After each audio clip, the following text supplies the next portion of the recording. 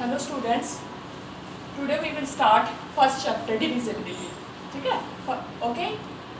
Definition of divisibility. An integer a not equal to 0. Integers आपके कौन से होते हैं? 0, 1, 2, 3, -1, -2, -3. ठीक है? An integer a not equal to 0 is said to divide integer b if there exists another integer c such that b can be written as b is equal to ac. मतलब क्या हुआ?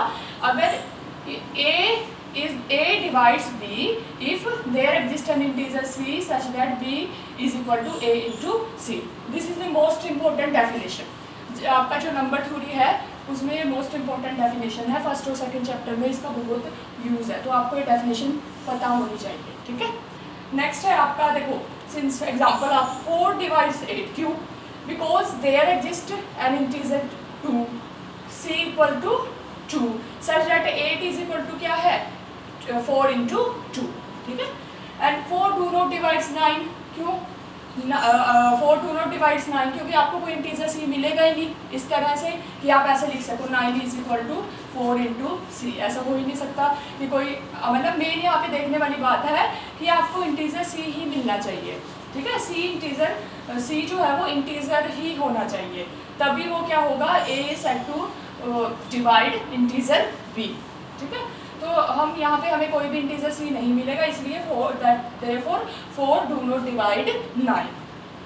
नेक्स्ट आपकी theorems है some important theorems related to divisibility. First theorem आपकी theorem है if a divides b and a divides c. ठीक है. Then a divides bx plus cy, a divides bx plus cy for all integral value of x and y.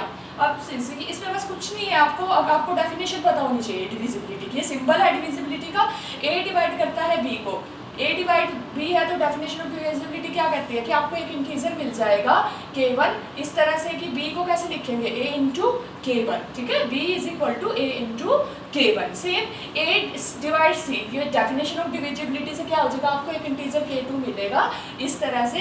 किसी को हम कैसे लिख सकते हैं, c is equal to a इंटू k2. तो आप यहाँ पे bx प्लस cy की वैल्यू निकाल लें. bx प्लस cy आप क्या करें, b की वैल्यू पुट कर दें a k1 और c की वैल्यू पुट कर दें a k2, taking out common a. अब देखो k1 भी इंटीजर है, x भी इंटीजर है, k2 भी इंटीजर, y भी इंटीजर, तो इनका सम भी इंटीजर आएगा, उसको नया नाम दे दिया a k. तो ये जो नंबर है ये क्या आ गया, a का मल्टीपल आ गया. तो that therefore a divides this. आपको एक इंटीजर k मिल गया, so that bx plus cy is equal to a इंटू k. Therefore a divides bx plus cy. Next important theorem,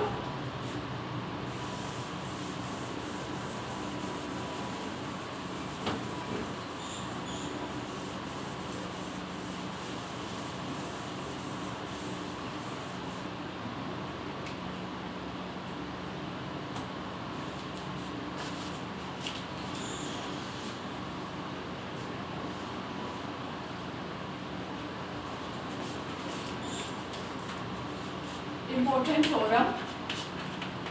same जैसे डेफिनेशन ऑफ डिविजिबिलिटी इम्पोर्टेंट है आपकी, ये भी आपकी क्या है, इम्पोर्टेंट थ्योरम है. बिकॉज इस थ्योरम का जो रिजल्ट है वो बहुत ज़्यादा इंपॉर्टेंट है, उसको हम क्वेश्चंस में अप्लाई करेंगे. थ्योरम क्या कहती है, देखो कॉन्जिक्यूटिव इंटीजर्स क्या होते हैं. कॉन्जिक्यूटिव इंटीजर्स, कॉन्जिक्यूटिव का मतलब है लगातार. अगर मैं कहूँ कि आप कोई भी 3 कॉन्जिक्यूटिव इंटीजर्स बताएं मुझे, तो आप कुछ भी बोल सकते हैं, जैसे 4, 5, 6. आप बोल सकते हो -1, 0, 1. आप बोल सकते हो -2, -1, 0.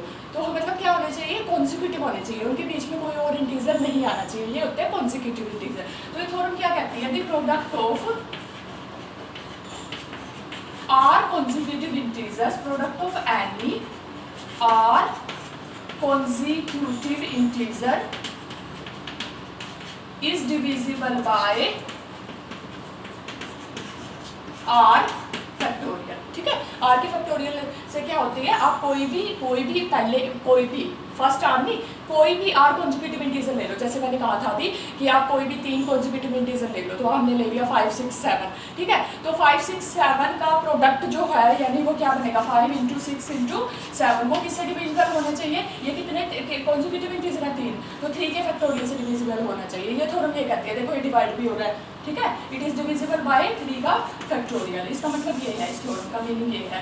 तो आप इसका प्रूफ देखें, इसको हम करेंगे proof by the principal of mathematical induction. Principle of mathematical induction आपको पता ही है कि हम एक स्टेटमेंट लेते हैं और n इक्वल टू उस 1 के लिए हम उसको ट्रू प्रूव करते हैं, फिर हम मान लेते हैं कि suppose it is true for n-1 और फिर हम प्रूव करते हैं it is also true for n। ये आपको बिल्कुल स्टार्टिंग में डिविजिबिलिटी से ऊपर ये आपको दिया हुआ है, working rule for principal of mathematical induction. ठीक है, अब है आपका प्रूफ। प्रूफ क्या है, देखो पहले हम क्या लेते हैं, लेट्स टेक, हमने नेम दिया है Pn। Pn is product of n into plus 2 n। ये कितने कॉन्जिक्यूटिव इंटीजर्स बने आपके, देखो 1 2 r-1 तक तो ये हो गया और एक ये है, तो this is the product of r consecutive integers. We prove this result, we prove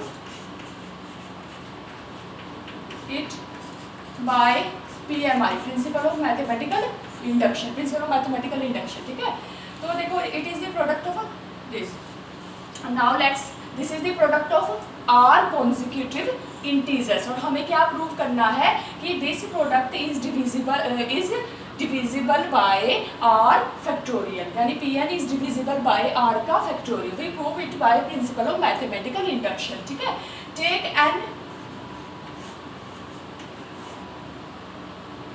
take r equal to 1। ठीक है, r पे हम प्रिंसिपल ऑफ मैथमेटिकल इंडक्शन लगाएंगे, r पे, तो take r equal to 1। r आपने 1 ले लिया तो यहाँ पे 1 रखो, तो 1 - 1 0, तो आपके पास मतलब ये तो प्रोडक्ट है कितने कॉन्जिक्यूटिव इंटीजर का, r का, और अगर हमने r इक्वल टू 1 ले लिया तो ये क्या आ जाएगा, P1 क्या आ जाएगा, एक ही कॉन्जिक्यूटिव इंटीजर आ जाएगा, और वो क्या बनेगा, Pn इज इक्वल टू, यानी कि r इक्वल टू 1 है तो वह एक ही कॉन्जिक्यूटिव, यहाँ पे r 1 - 1 0, तो क्या बचेगा, सिर्फ एक ही इंटीजर बचेगा आपका n, और n जो है वो it is divisible bye, divisible किससे है, r का फैक्टोरियल क्या है, 1 का फैक्टोरियल, यानी कि 1। ठीक है, तो अब हम मान लेते हैं, let us assume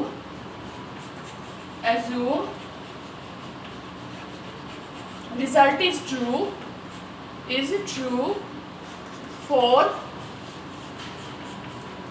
r-1।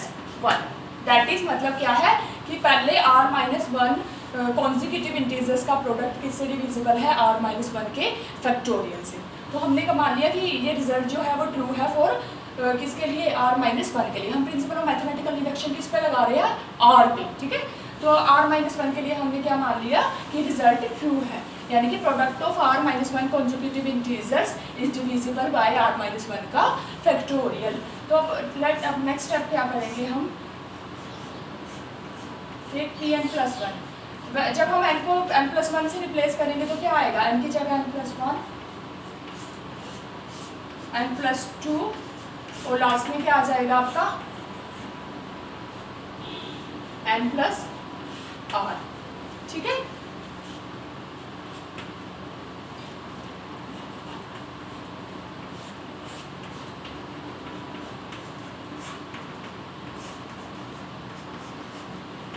you can write it as this, okay।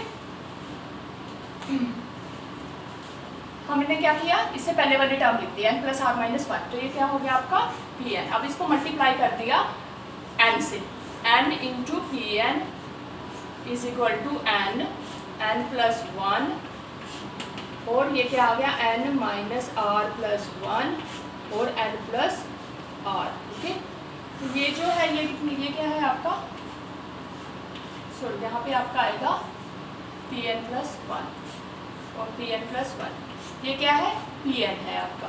ठीक है, और यहाँ पे रख दिया n+r, और n लेफ्ट हैंड साइड में क्या है, n Pn+1, तो अब n+r है तो मल्टीप्लाई कर देंगे, n इंटू Pn प्लस में r इंटू Pn, ये आ जाएगा आपका। ठीक है,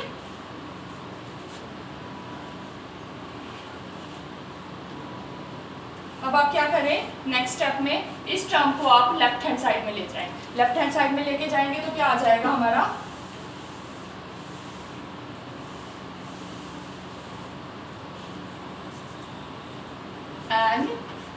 Pn plus 1 minus n Pn is equal to R Pn. ठीक है. अब नाउ टेकिंग आउट n, क्या बचा आपका? Pn plus 1 minus Pn is equal to R into में Pn. ठीक है. जो n लिया है n राइट हैंड साइड में डिवाइड में ले जाओ आप. तो क्या आ जाएगा आपका? नेक्स्ट स्टेप क्या होगा? Pn plus 1 minus Pn is equal to R. Pn की वैल्यू क्या थी? n plus 1 up to n plus R minus 1. वो वैल्यू आप पुट कर दे और डिवाइड बाई n से डिवाइड कर दिया. ठीक है. तो आपका क्या बचा राइट हैंड साइड में? R n plus 1 up to n plus R minus 1. तो ये कितने कॉन्जुगेटिव इंटीजर्स हैं? R minus 1. This is the product of R minus 1 conjugative integer. और हमने क्या अज्यूम किया था? Product of R minus 1 conjugative integer is divisible by R minus 1 का फैक्टोरियल. तो ये R माइनस 1 के फैक्टोरियल को क्या किससे डिविजिबल हो रहे हैं? R माइनस 1 के फैक्टोरियल से. देखो हमने ये किया था आपका